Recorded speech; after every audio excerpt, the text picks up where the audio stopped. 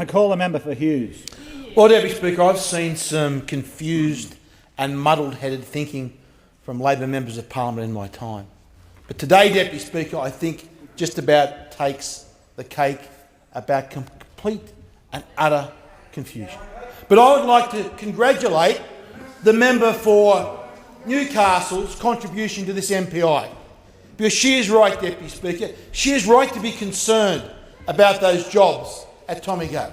And the main theme of this debate, Deputy Speaker, that we have an energy crisis in this country is correct. But, Deputy Speaker, why? Why do we have that crisis? Well, Deputy Speaker, it goes back to good old Kevin 07 when he decided that he'd have a 20% renewable energy target by 2020. There was nothing, Deputy Speaker, that was economically sensible about that, other than it rhymed. 20% by 20%, it rhymed, Deputy Speaker. Now, the entire problem is, Deputy Speaker, what happens, Deputy Speaker, is that when you have wind turbines, which is the lowest cost of renewable energy, but still higher than coal, when you have those, the bottom problem is, Deputy Speaker, when the wind doesn't blow, the power doesn't flow. So just an example from today, Deputy Speaker. Simply today, we have around 2,000 wind turbines in this nation. If they were all working, Deputy Speaker, at maximum capacity, they would generate around about 3,900 megawatts. Well, at 12 o'clock today, Deputy Speaker, they were working at less than 2% capacity. So that means, Deputy Speaker, you've got only 2% of your capacity of wind turbines. You have to have the backup of fossil fuels. And that's why it was so good for the member for Newcastle to talk about the importance of coal-fired power. Because without coal-fired power, Deputy Speaker, places like Tomago will close down. All those workers in her electorate will lose their jobs. And yet, Deputy Speaker, it is the Labor Party that has, in their policy, Deputy Speaker, a plan to kickstart, they say to kickstart the closure of coal-fired power stations.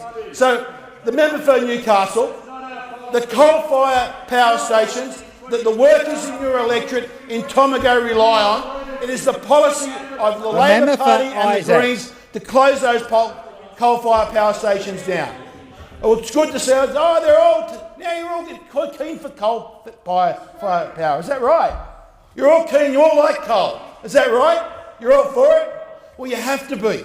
Because you have to have, whatever you have in wind, you have to have it backed up by some form of fossil fuels. Now, the problem is, Deputy Speaker, as I think it was the member for Shortland said, he said no one will finance a new coal-fired power station in this nation. And that is true. And the reason, because those mob on the other side, Deputy Speaker, have this mad insanity of a 50% renewable energy target. So anyone that's going to invest, Deputy Speaker, they know that they will have to get a return on that coal-fired power station over 30 or 40 years. And they know that there's a political risk. And the political risk is the reckless incompetence on that side of the House, Deputy Speaker, may one time in the next 30 or 40 years actually come to government and inflict their policies of closing down coal-fired power in this nation. That is why we're not getting the investment. That is why we have an energy crisis in this country. Now, if we have a crisis today, Deputy Speaker, I ask you about next year. Next year, Deputy Speaker, we are closing down, with the cheers to all the Labor members and the Greens, Deputy Speaker, Hazelwood Power Station in Victoria is being closed down.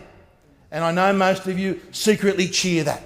That is 20% of Victoria. Well, stand up in this parliament and say you support Hazelwood being kept open. Come on, stand up. Stand up in this parliament and say you keep Hazelwood to be open. No, they won't, Deputy Speaker. They want to see it closed down. They are cheering when it closed down. That is 20% of Victoria's power.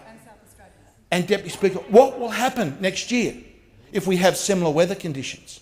We also have, Deputy Speaker, we won't just have the population today. We'll have a population, Deputy Speaker, we'll have to find power for around another 330,000 people in this nation.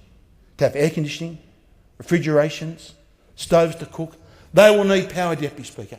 So our power demands in this nation will be higher and we'll have less power. We've got to get more coal-fired power stations. And I call on all the members, if you are really concerned about jobs, If you're really concerned about this prosperity, abandon that 50% renewable energy target, because that's what's needed if we're going to bring stability back to the electricity supplies of this country.